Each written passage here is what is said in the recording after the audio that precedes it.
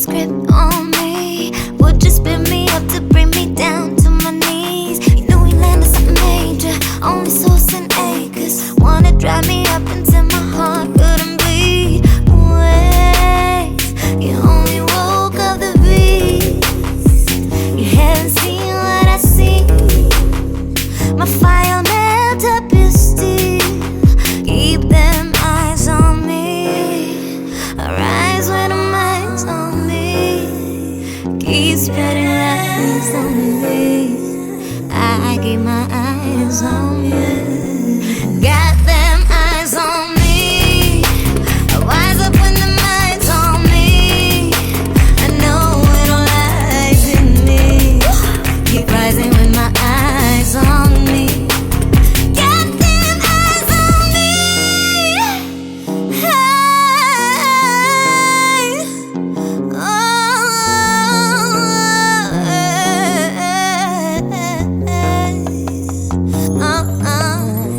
Take the mask off, play fair or back off. Out of my light in your darkness, track shadows like a black off. Baby, what's so crazy? Nothing slips through the grass, catch hints and connect the dots. Sit down. You know you played yourself, let me fix my crown. Oops, I almost dropped it. My light shines brighter than ever now. Got wits and skills working overtime. Blessed for the best on golden grounds. 2020 blaze, yeah. Keep them eyes on me. Arise with the minds on me. Keep spreading lies on me. Got them eyes on me. Wise with the eyes on me. I know it all lies in me. Keep rising with my eyes on me. Got my eyes on me.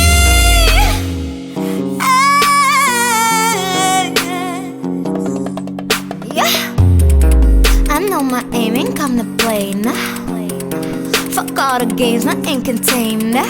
She's so wild, she's so savage, she's so fly. She next level, she's so loud, she's so damaged. So the fuck why? Run your mouth, don't look over my shoulders. My connect, get my back like a Glock with a full clip. Trace my tracks, diamond drips and stacks. Can touch the stock, I can teach you, but I have to charge. Get on the minds on me. Keep on the minds on me. Get on the minds on me. Get that eyes on me.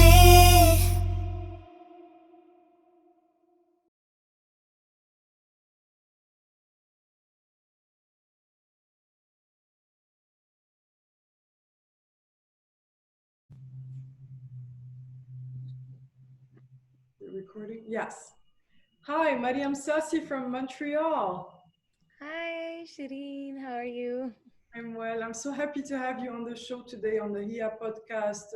As you know, I'm featuring the pioneers of Arabic music, women from all over the world reinventing what it means to be a woman in Arabic music. And I'd love to hear more about your experience from Algeria to Canada to the world, because you've really toured extensively and played with many, many global musicians.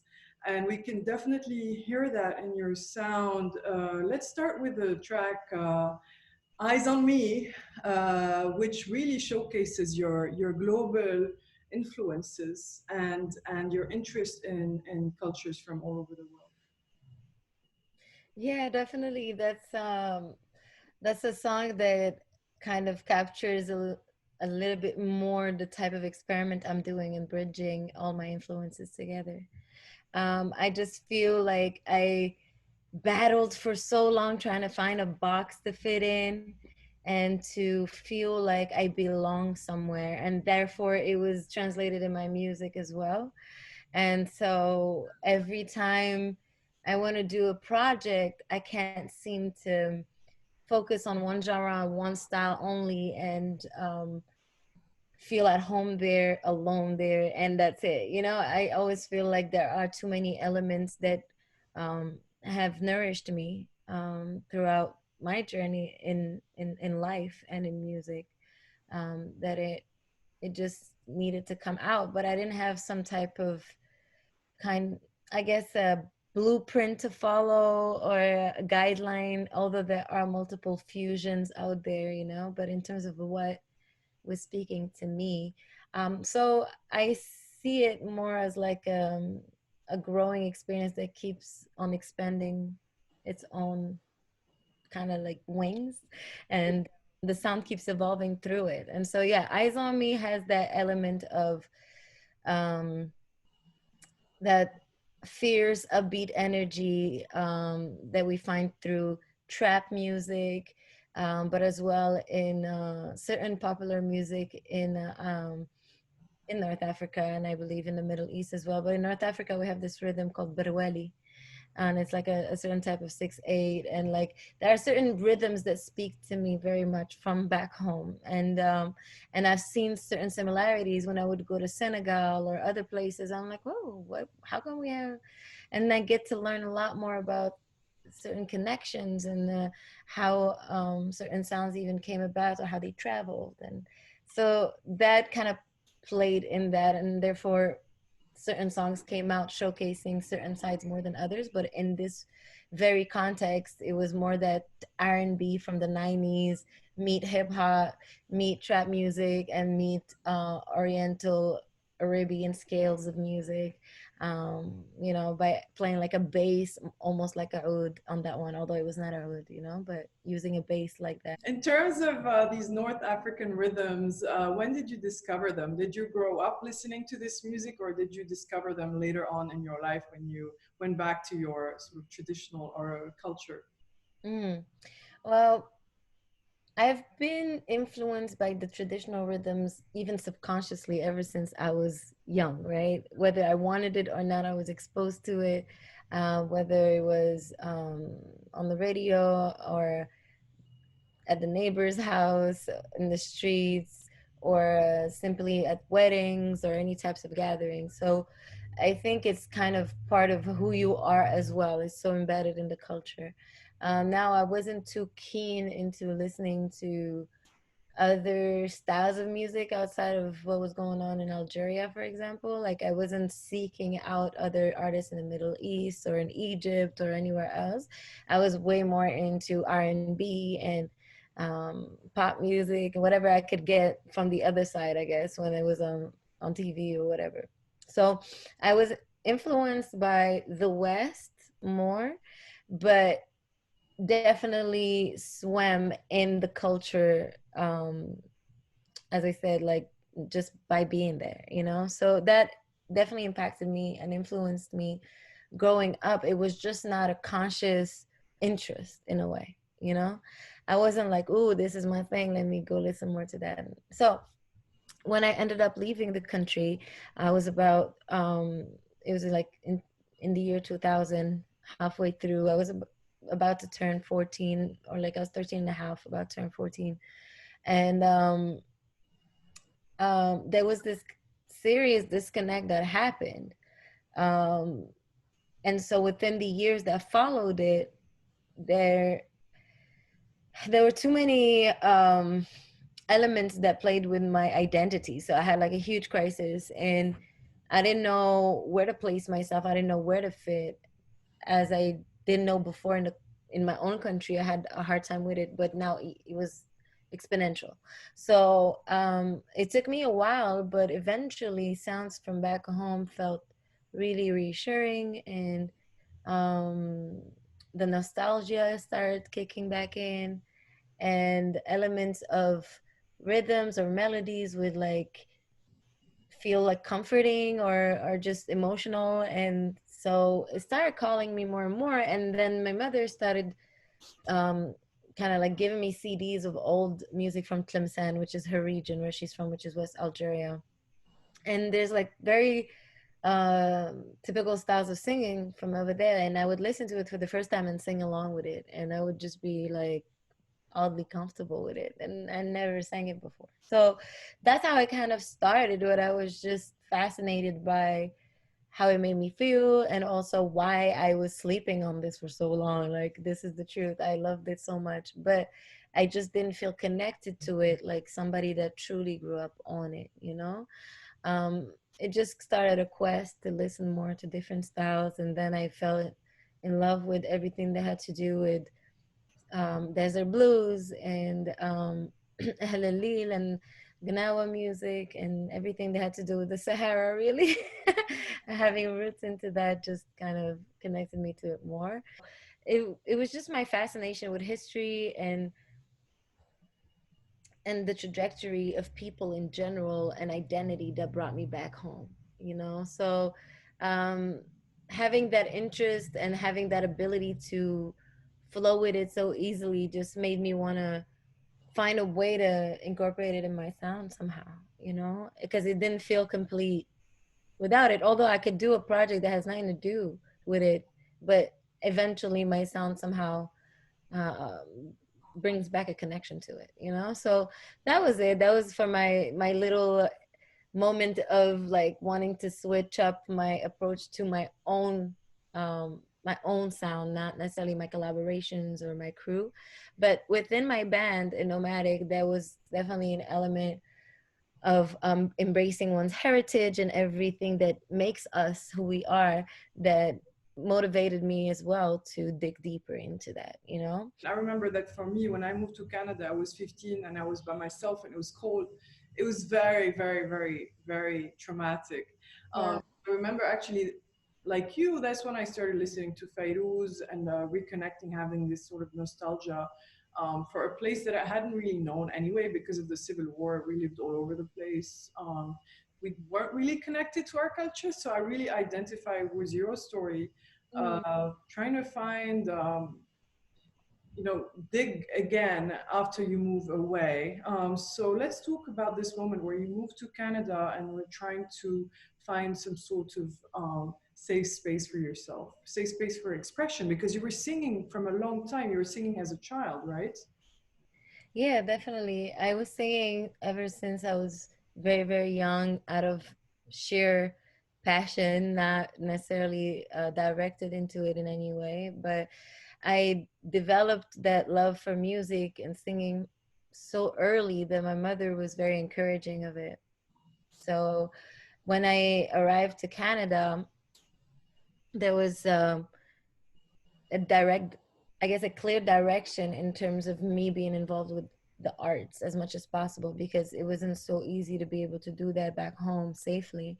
So now it felt like, oh, we finally attained freedom. Let's do what we can do there and make sure that you do invest in this talent. So I joined the gospel choir. I joined the musical at school. The music. I went to a school that had a focus on the arts, so it had a section that was um, doing music, and the other one was doing more like visual arts and stuff like that. So I had this element of knowing from very young that this is what I wanted, or that would this would be a big part of my life, and so music has led me into all of the places that ended up collecting as puzzle pieces to not only my identity, my trajectory, but um, almost like everything I had to learn came through it. The places I got to visit came through it.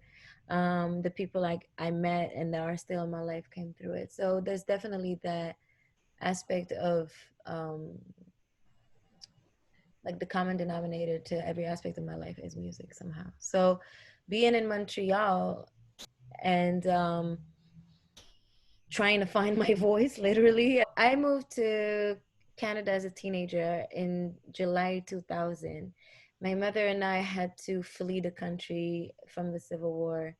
She found a way to get out after so much chaos going on multiple levels, personal and obviously political. We finally made it to Canada and we had to start over, obviously. And my some of the first elements that we had to establish was my education. So we ended up choosing a school that was musically oriented. Um, Ended up joining a gospel choir because I loved Sister Act growing up. And I really, really connected with gospel music ever since then. And I just didn't understand why I couldn't sing gospel music if I came from a Muslim country. It wasn't computing for me. We were all singing for God. But obviously, coming from Algeria, I knew how taboo it was to simply sing. So I felt Why? really um, I believe it was mostly the atmosphere in which I've grown up into, because we had we had pretty much been taken over by this war, which was led from the I mean, there's too many details to be talked about in terms of what was going on in the war, but there was definitely this atmosphere of radical Islam that was not permitting anybody to live any type of freedom, essentially, and especially not women. Obviously, that would hit um, so many realms of society, from journalists to educators, but also artists. Artists were getting killed, like certain singers were getting killed. If you had a massive influence of some sort, and your message was not connecting with what their agenda was, you would somehow be a target. So we grew up under this atmosphere, and there was a lot of fear, a lot of censorship, and a lot of people just finding ways to stay alive in the mess, and some that kind of took chances and risked their lives to keep certain freedoms alive. So I was too young at that time, but I still went ahead and participated in musical activities. And um, it was always like this fear of being at the wrong place at the wrong time. So that translated in not seeing any type of future in arts at all in the country, especially not for women, because at that time the biggest target were women, in terms of they were the most vulnerable. Even though men were being killed left and right, children were being killed left and right, let's just say that you there was a clear direct focus on how women would move in society in order for them to stay away from risks of kidnapping or rape or murder. Um that's what was the atmosphere I came from. So you had to be, as a woman, I guess you had to not draw attention to yourself, right? Yeah, I mean, there was a phase where most people um tacitly agreed that women had to wear hijab, and it would escalate to niqab and burqas of all types of sorts of versions of how to cover up, and how to be modest looking and respectful, and or just in a way not a target, and then you had these groups of women that would still end up not wearing it, and in some way formed a silent resistance, to what was going on at the time. My mom was one of them. She never wore the hijab, and she did not want to wear it because she were to be coerced into it. And she didn't make me wear it either, So um, let's just say that moving forward, I was just destined to be one of those girls that will grow up into rebellious women. There was no way, and maybe I would have at one point just been tired of fighting and just surrendered um, the lioness in me. But in essence, I know that it would have been a problem growing up there. I probably wouldn't be alive today. I don't think I would be, but maybe I would and still be yelling, but who knows? But yeah, so um, fast forward to Montreal, as I said, my musical connection was immediate in terms of finding like a musical home. I pretty much knocked on every possible door right away. Obviously, my mother was the the driving force supporting me into making it happen. And I traveled through different styles of music. I never really had like a proper coach or mentor or whatever, but I just dabbled in all types of realms and sounds and genres, and even like heavy metal at one point. And like, I really, really, I can really say I'm somebody who's very eclectic, musically speaking. And it took a while. I think it took a while in my journey to come back home. It took a while. I think all of my teenage years, I was extremely rebellious. I was still living a lot of the trauma that we left from. I was also living a rejection of identity, where I didn't feel like I was Algerian or I wanted to be Algerian, or that I was associated to that and to that reality that we just escaped from. So there was a lot of weird confusion, denial, and as well as seeking going on, because it seemed like to be Algerian is such a set in stone identity. It's so solid. Everybody is so proud of it. And it seems like we had to all abide by a certain criteria. And if we didn't, then we weren't Algerian enough, or Muslim enough, or Arab enough, or Berber enough, or whatever it was within that identity. Now come out of it and be in Montreal, where there's everything you can think of that you've never even been exposed to. And and you get to understand history, geopolitics in a whole different way. And also the influences and reasons why certain societies are the way they are, and why the society you come from is the way it is. And I had a bigger appreciation for the people over all of where I come from, and the fights, and just the history of it was just fascinating to me once I had to step out of it. Yeah. And um, it brought me back into diving deeper into that sense of, why does it matter to have an identity? Why does it matter to belong somewhere? Why does it matter to have roots somewhere? And what does it mean? And am I allowed to have roots there but not fulfill all the criteria, yet still be that and more? Can I be more than just one thing? You know, so all of those things came up quite early, um, within the first few years of me being here, you know. And eventually, musically, I really naturally geared towards R&B, soul, and hip hop. So for a very long time, that's what I did most. I wasn't even thinking of doing anything else, you know. And in that, I think in that world, especially here in Montreal, the beauty is that everybody is so unique and they bring their flavor to the table. And it was a place where you could definitely be everything you want to be, without having to feel like you need to fit in a certain specific box, you know, or you have to do that one thing purely and that's it for you to be claimed that. I had fun getting to explore, you know, and the fact that I was surrounded by people that celebrated their heritage so much just made me realize that I had a very rich one as well. And I could open that door back up and look in that room and see what was going on there, as opposed to letting the pain and the hurt and the wounds keep me away from even looking at it, you know. So that's what was going on for me to get back to it.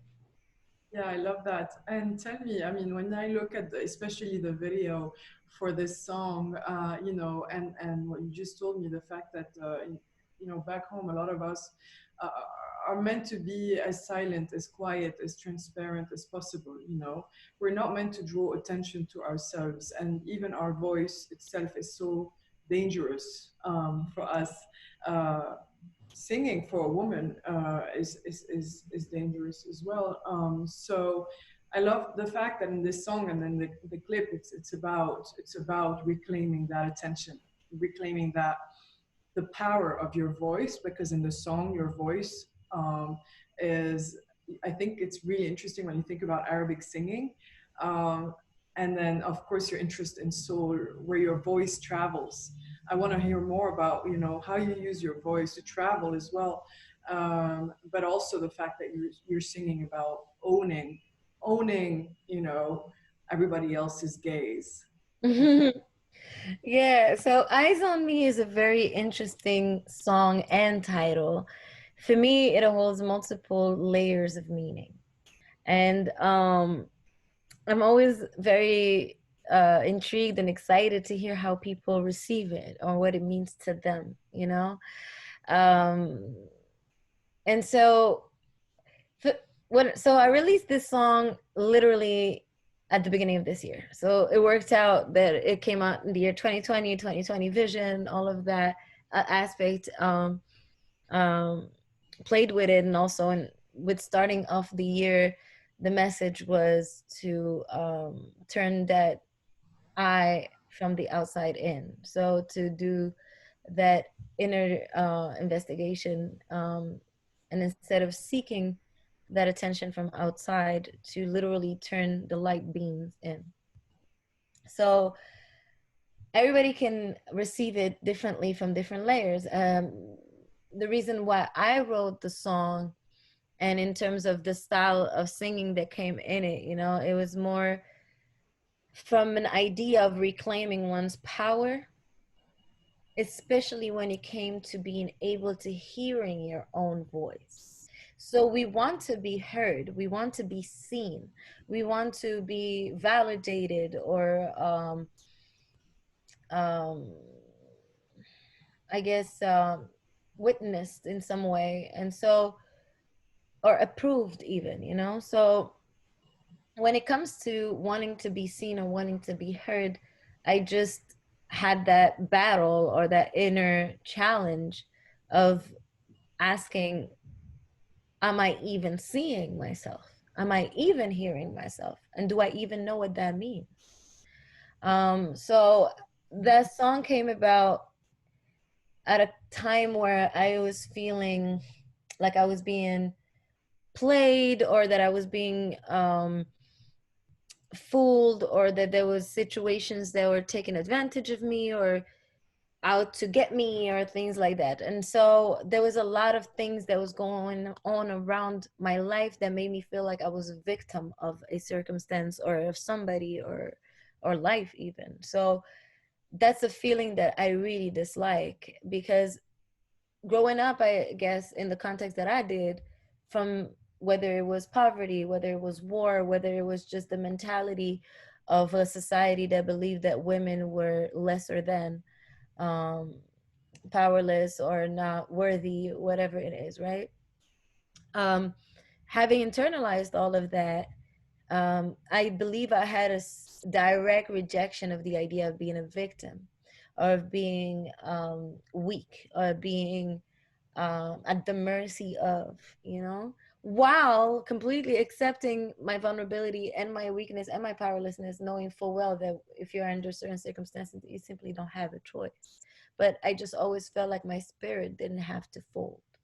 So that if that's all I had, then I would still have that to uphold. So I just fought really hard internally to not cave into the idea that I was uh, lesser than an animal, and I didn't have the right to exist, or to even breathe, or to have any type of freedom of mobility or expression. So having that in my psyche, in a way, or shaping my identity, or shaping my personality, or kind of like fueling that fire inside of me, also shielded me from getting vulnerable, or allowing that feeling to come up, or allowing that reality to even play out.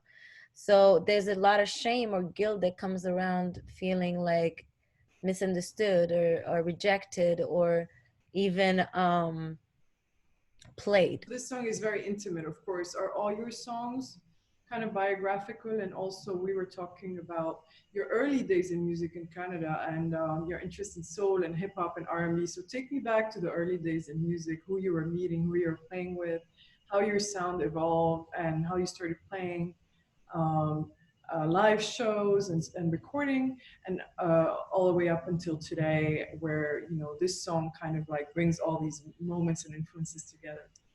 Oh yeah.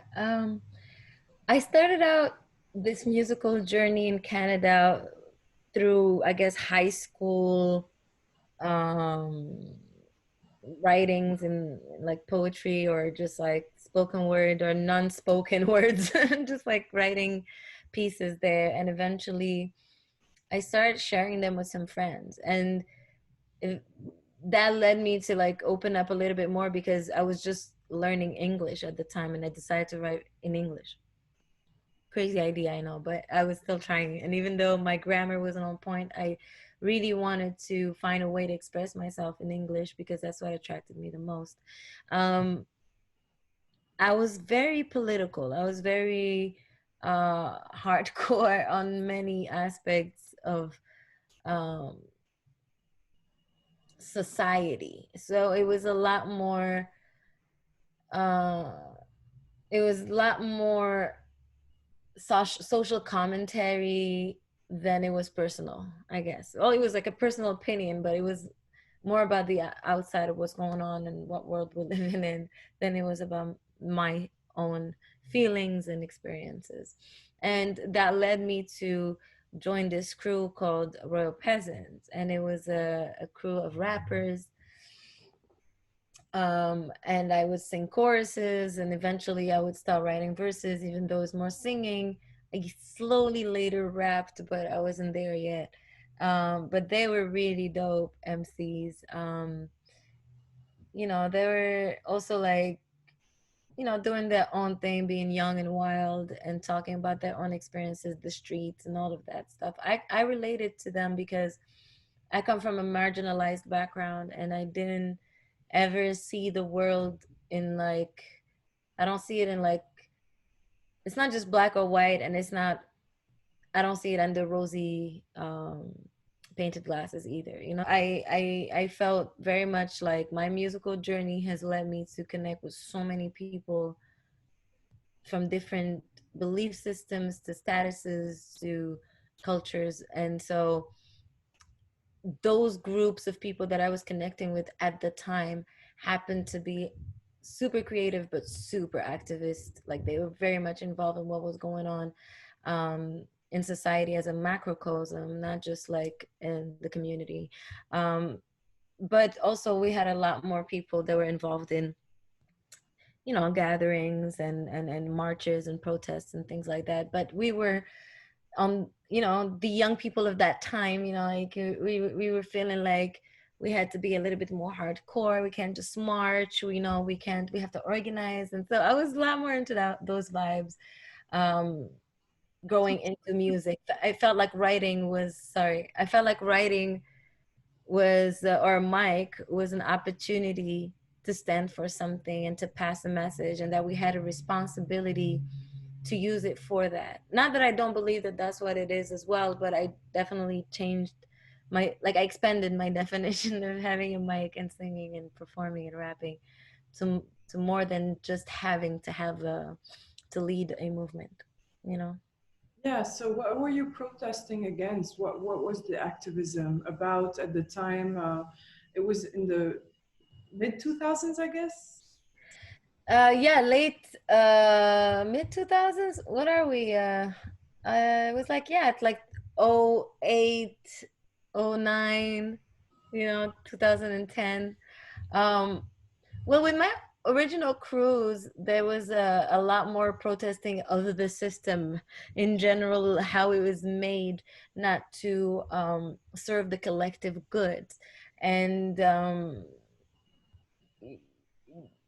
it came a lot from the perspective of the disenfranchised, disadvantaged youths, um, the neglected societies, speaking about global domination and just understanding that um, we are in a certain equation uh, when it comes to economics and politics that we didn't even choose, and we just came on this earth and we're like kind of thrown into this reality, and we have to adjust to it and catch up and then figure out how to work well in this mess. But it's all a mess, so why don't we just start from the ground up? And it was, for me, those aspirations back then, which was kind of like denouncing everything that we saw to be wrong or unfair, and having dreams and aspirations to start over, because it seemed like everything was built on the wrong values that didn't seem to serve us as a collective. So that, I felt, touched many subjects that eventually connected us with different movements.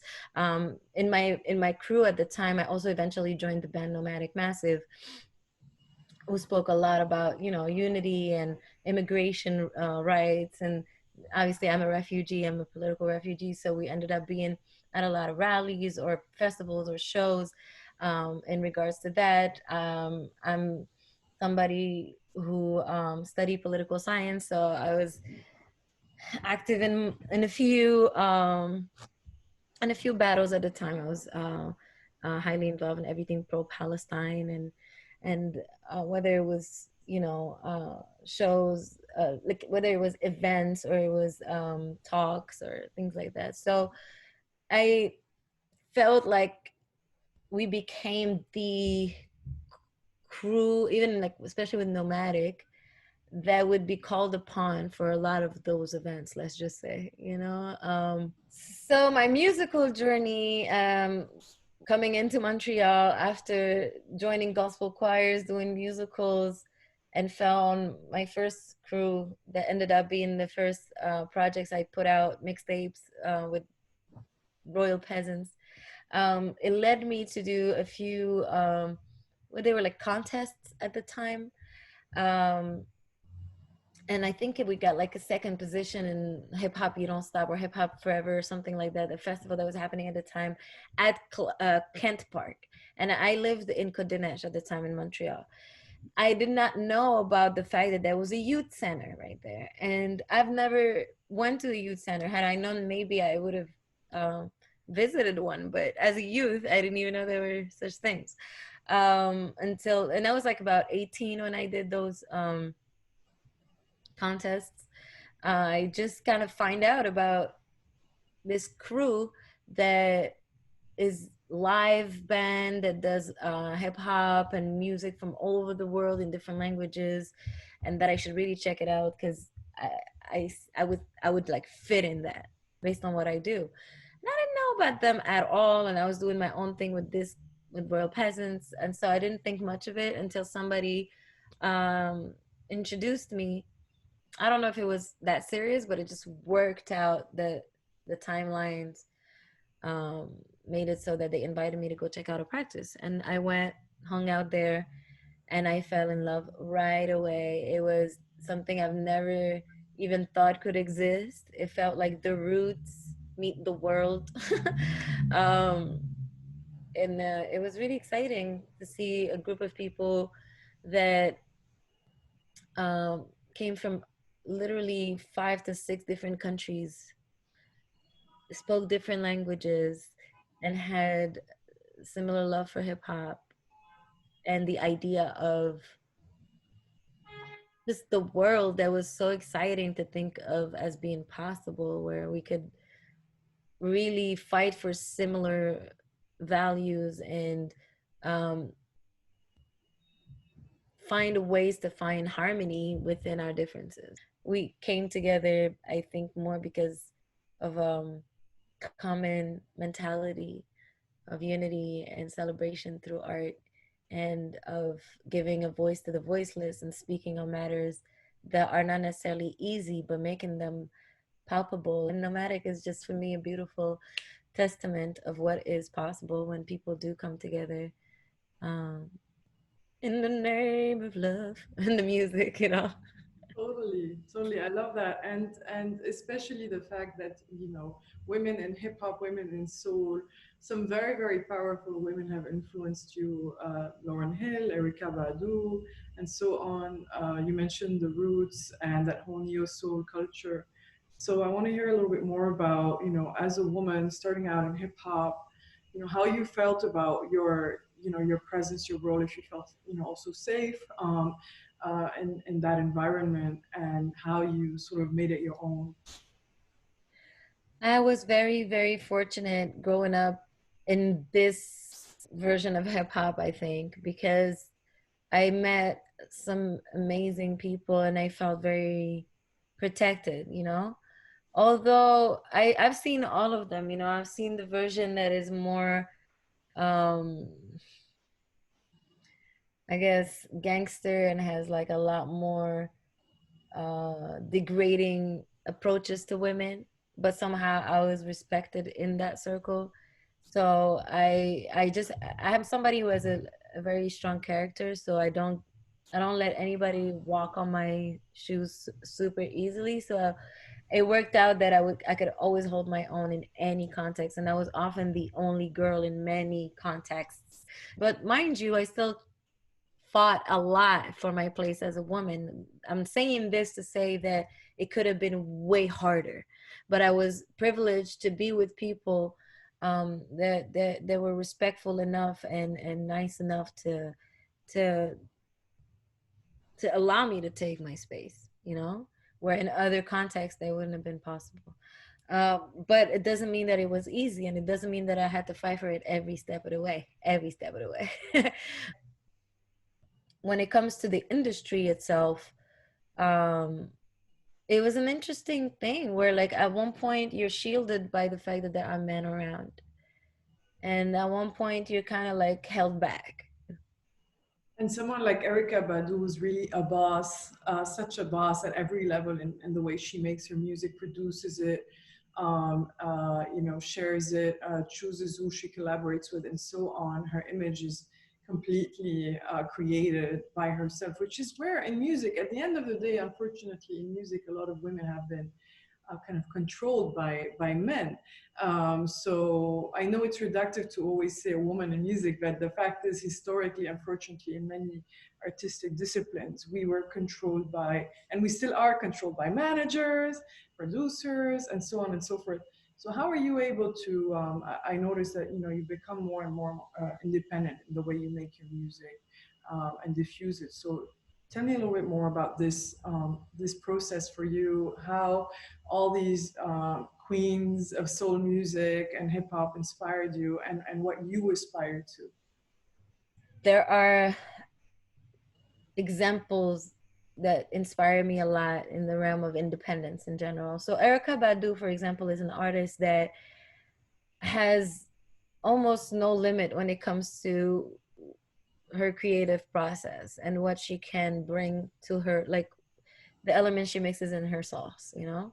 And I love the fact that she showcases all the dimensions of her being beyond just being a singer songwriter, as well as a producer, musician, doula, an educator, and a mother, and everything that she is. I feel like she helped me embrace the idea of being a multidimensional being and not just fitting in one box. However, she did definitely come up at a time and backed by the industry and backed by men. And so it was very beautiful to see her assert her space and her voice and her direction in the mix of all of that. That was not a limitation for her. It was just, it seemed like it worked for her. And I understood after like seeing so many interviews and listening to her lyrics that she is somebody who embraces her power in a way that is refreshing. We don't see it a lot. And as women, it's whether we want to believe it or not, we do need to see it in order to be reminded of it. Even if we feel it within us, um, sometimes we are our own worst enemies because of the internal competitions and judgments and all of that stuff. And so when you see somebody kind of just being unapologetically who they are at different levels of successes, and still reinventing themselves and still asserting themselves, it's really, really exciting to say, ah, it's possible, you know. And you have different versions of that as well, but they all still work within the industry. I don't know, now I know that Badu is a lot more independent, but in terms of her music, she released most of her music through labels, um and so she also created her own independence within that somehow, which is really cool. And she said it once, she said, when you know what you want and you bring in something to the table that can be um you know, that is solid and that can be imitated in many ways, they will let you do what you want to do, right? Which I thought was really cool, to say, don't be afraid of who you are and don't be afraid of being molded or shaped into somebody you don't want to be, because if you're solid in who you are, then nobody can do that to you, which is a beautiful message.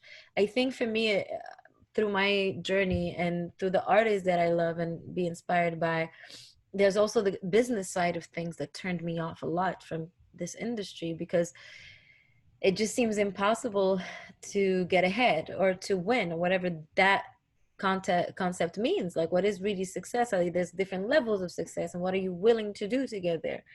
We just played Déraciné, which is a beautiful song with another musician who's your friend. Yeah. So the Racine was the last song on my first project that I called On My Way. I had Bouba Kirikou from Senegal join me on the song, and it has like four languages on it. He starts in Wolof, and I sing in Arabic, well, Derja, the Algerian Arabic more, and I also, throw in some French, and we end up in English. So the reason why we did that was because these are all the influences that shape up our music individually, him and I.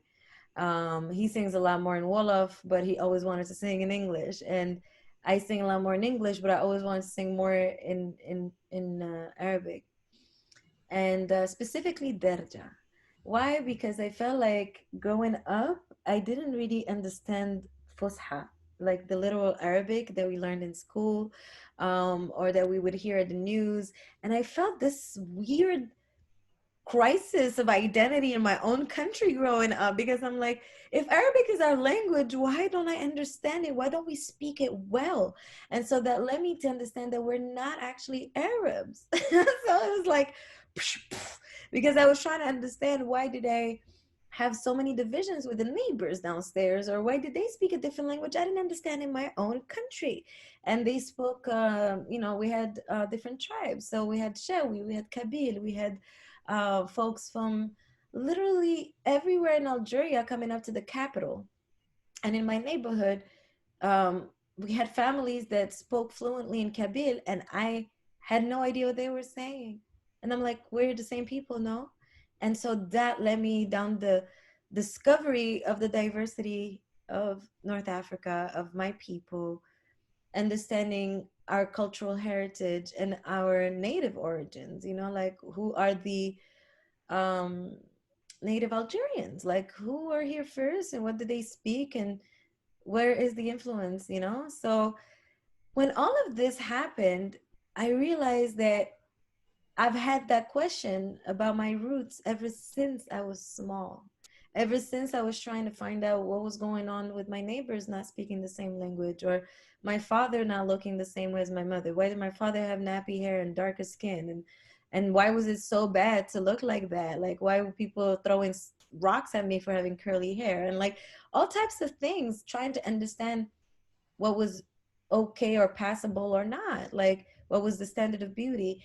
And when I came to Canada, uh, thanks to the diversity of Montreal, I've come to feel more at home in communities that weren't even mine, you know? So it was just this interesting feeling of being uprooted from where you come from, what you think is your root, yet figuring out that you're finding more grounding outside of there, because now you're understanding more deeply what you are made of. So Déraciné had this aspect of telling the story of why we're displaced in the first time, and how our displacement is also affecting our identity from within. So everybody back home wants to get out, and everybody that's out wants to go back home. And we're not happy in either places. Somehow we're like stuck in between, where we keep pieces of home with us wherever we go, uh, and when we are back home, there's pieces of us that are missing. So it's interesting, it's like this interesting battle of um, knowing also the history of where you came from and why it became this way, why we are dealing with the situations we are dealing with today, what aspects of our humanity um, that resulted from that history, and how much we are way more connected than separated in the end. For example, him from being from Senegal, me from Algeria, we somehow connect with a similar story, and him being Senegalese Muslim, and also having all the influences of Christianity in their culture, and the different languages, and et cetera, et cetera. So it was just beautiful for us to meet um, on so many levels on that topic, but on how we identify ourselves as Africans. Because then there was the question of being Arab, are you African? Um, are Algerians, Moroccans, North Africans African? Is African being a shade? Is it like a level of blackness that determines whether you're African or not? Is it a location? Is it an experience? Is it your ancestors? Like, what defines you as African in the end? And if we go deep, deep, deep, we are all African and we are all displaced somehow. We all come from the same source and we forgot it and we're living in the illusion of separation. So for me, that was the deeper meaning. But on the outskirts of it all, we talk about um, the political reasons that brought us to where we are now, and hoping that love brings us back home somehow eventually, as we share the similar Pan-African view of the future through music. So yeah. Yeah, I love that. That's so beautiful. And the fact that we're all African, I think, is clear in all music. When we listen to music and we say this and rock and roll and blues and gospel, I mean, it all came from Africa. Percussion, rhythm, everything. The way we dance. And I think through your work and myself through my work as a DJ, it's very similar to find these patterns, rhythmic patterns, and so on. And I really love the fact that we're all connected through rhythm and through song. So, in terms of our mission in music, our mission in the world as it is today, unfortunately, where there's a lot of intolerance and ignorance and biases against us as immigrants. Of course, you said your identity is very multifaceted, as is mine, is most immigrants' identity. However, we're reduced into boxes the minute we land on foreign soil. So, how do you feel, for example, with this song and with your other songs and with your work as an activist? How do you feel that you're using your platform to talk about these issues of tolerance and understanding and community? Do you feel that music is more effective from Algerian hip hop to what you're making today? Do you feel that it's a more direct way to impact people and to spread the message of love? Yeah, and music has always been the tool to spread the message of love throughout the world in a universal way where you don't even have to like necessarily speak English and to like feel the music, for example, right? Like I don't have to understand um the Hindu culture in its globality to enjoy their rhythms. You know what I'm saying? Like it's like there's so many things that go beyond words and knowledge, and it's just this natural connection through sounds and frequencies um, that you can find beauty everywhere. And I think that um, people communicate way better through art somehow, you know? Um, and it's just like a beautiful way to pass messages and feelings and emotions. And I think that it has enough for everybody's taste. And I feel in my heart that 95% of the population lives or needs music in their life somehow, whether it's classical, whether it's birds chirping outside in nature. It just seems like it's something that really brings us together. So I do believe strongly in the power of music, in the power of expression, in the power of art. But rap or hip hop definitely speaks to the youth of all types of generation, whether it was the youth in the 90s or whether it's the youth in 2010 or 2020 and going on. It's evolving in its own way, taking its own shape, its own character. And it has different reasons to be. It's not just there to educate. It's not just there to be activist about things. It's not just there to boast about money and success. It has all of the different voices. You know, you even have like science rap. You have Christian rap. You have Muslim rap. You have all of it. You know, so it's just so interesting to see what you can do with it and how much you can have your own individual expression through it. That's unique. You know, but essentially I think we're all, we're interactive beings. We need each other, interpersonal, interdependent. And communication is one of our ways of feeling that connection the most and of doing things collectively and trying to live moments as collectives. And so music is definitely one of the best tools out there amongst others, but it's up there. I agree. It's the gospel, you know, music is the gospel. Music and poetry.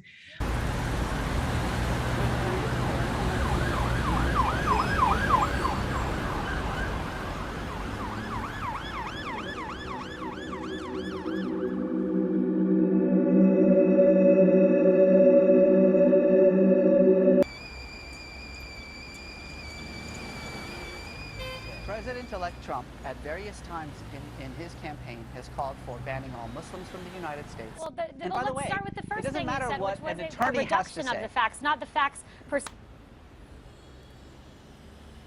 We can work it out.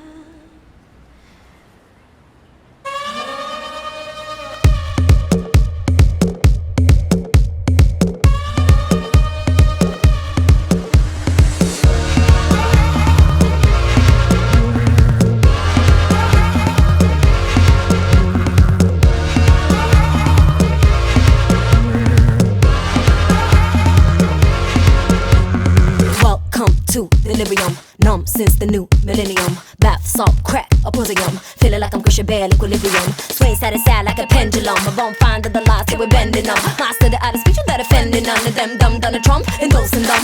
Survival of the riches while rules are spot. No panic, but apocalypse, the future clock. I'm calling on the guardians and super squads to unplug a wall because I keep the booth on lock. Check. Shift the time, go away. Feed the mind and choose my fate. I don't lose sleep, but I stay awake. Concrete jungle, fire that I give you sings. Feed your soul and make it dance. Standing firm on all your stains. Concrete jungle. Chop, chop, tick tock, you can get got mouthed in a ziplock. Better know the big shots. Mayday, mayday, everybody's getting it. Top, mirror, mirror. Can you get them hearts mixed up? A nation of kids, fuck, the vision is mixed up. Make it jump like crisscross, it's bigger than hip hop. Don't subscribe to all the hype. Facebook tweet like all the time. But is it gonna be a word that slays of Barbies? Let anybody on the way